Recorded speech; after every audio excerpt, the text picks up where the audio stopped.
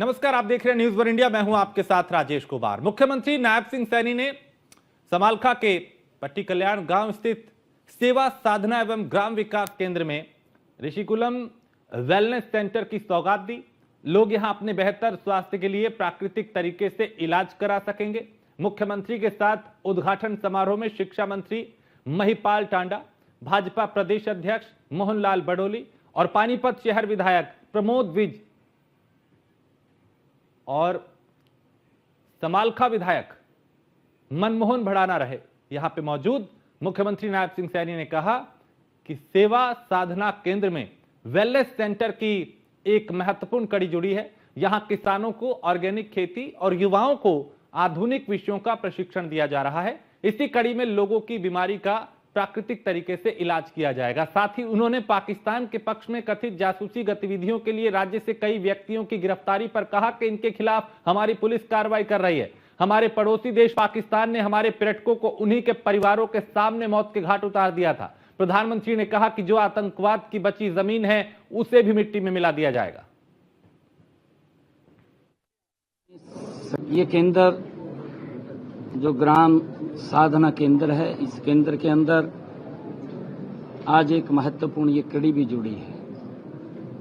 इस केंद्र के माध्यम से हमारे यहाँ के किसान भाइयों को जो ऑर्गेनिक खेती करने के लिए, प्राकृतिक खेती करने के लिए, उसके लिए भी बताया जाता है। हमारे ऐसे युवा जिनको यहाँ से स्किल दे करके, एडवांस टेक्निक की स्किल दे करके उनको स्किल किया जाता है और वो आगे बढ़ें, इस प्रकार का स्किल वो यहाँ दिया जाता है।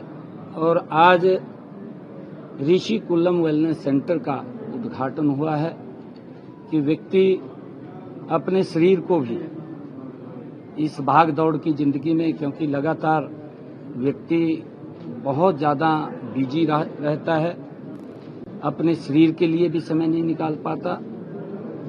इस केंद्र के माध्यम से कि वो बीच में से कुछ समय निकाल करके यहाँ अपने शरीर को स्वस्थ और ठीक कर सके। हमारा शरीर स्वस्थ होगा, ठीक होगा तो हम विकास की गति को और तेज कर पाएंगे। जो आदरणीय प्रधानमंत्री जी का सपना है कि 2047 तक विकसित राष्ट्र बनाना है, तो इस विकसित राष्ट्र के अंदर हमारा जो शरीर स्वस्थ रहेगा, ये ऋषिकुलम वेलनेस सेंटर महत्वपूर्ण भूमिका उसमें अदा करेगा। हमारे देश की जब हमारा शरीर मजबूत स्वस्थ होता है तो देश की सीमाएं भी मजबूत और स्वस्थ होती हैं। मैं आज इस ऋषिकुलम वेलनेस सेंटर के उद्घाटन पर सभी को बहुत बहुत बधाई और शुभकामनाएं देता हूं। ये जो इस प्रकार के हमारे सामने कोई विषय आते हैं, उनके खिलाफ हमारी पुलिस कार्रवाई कर रही है। और जो पकड़े गए हैं कि हमारे ही यहाँ देश में रह करके अपने एक ऐसे पड़ोसी देश, क्योंकि भारत की संस्कृति में, हमारे संस्कारों में, हमारे ऋषियों ने, संतों ने, हमारे गुरुओं ने हमें ये शिक्षा दी है कि हम अपने आप को भी और दूसरे को भी हम स्वस्थ और ठीक रखें। ये हमारे संस्कारों में है। परंतु जिस प्रकार का हमारे पड़ोसी देश ने नापाक इरादों से हमारे जो भारत के नागरिक थे, जो परिवार सहित घूमने के लिए जा रहे थे, किस प्रकार से टारगेट तरीके से उनके बच्चों के सामने मौत के घाट उतार दिया। और आदरणीय प्रधानमंत्री जी ने एक शब्द कहा था, उन्होंने ये बात कही थी कि अब समय आ गया है कि जो आतंकवाद की बची कुची जमीन है उसको मिट्टी में मिलाने का। और हमारे जांबाज सैनिकों ने उस आतंकवाद की मिट्टी को मात्र 3 घंटे में मिट्टी में मिलाने का काम किया है।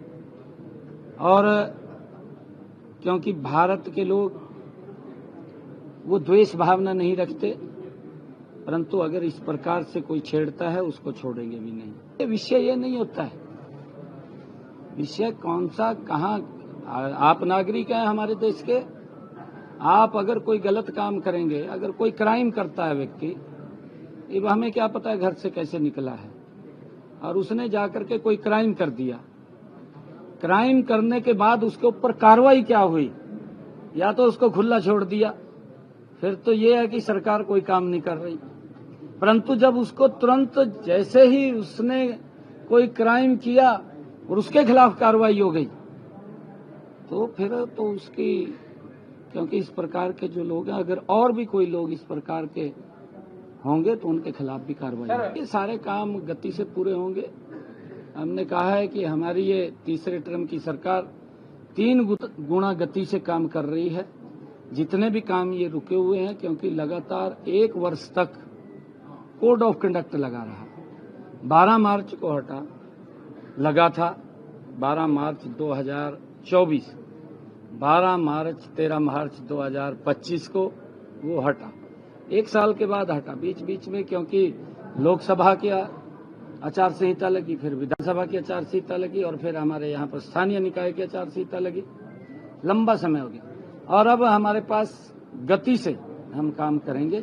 हमारी सरकार गति से काम कर रही है। जितने भी काम है सब गति से होंगे। एक भी जो हमने या हमारे पूर्व मुख्यमंत्री मनोहर लाल जी ने कोई भी अनाउंसमेंट किया है, वो सारी पूरी होंगी, अगली भी होंगी। इस वेलनेस सेंटर में जो भी कोई सेवा भाव से अपना योगदान देगा, वो इसी वेलनेस सेंटर, इसी क्षेत्र के युवाओं, इसी क्षेत्र के किसानों और इसी केंद्र के उपयोग के लिए होगा।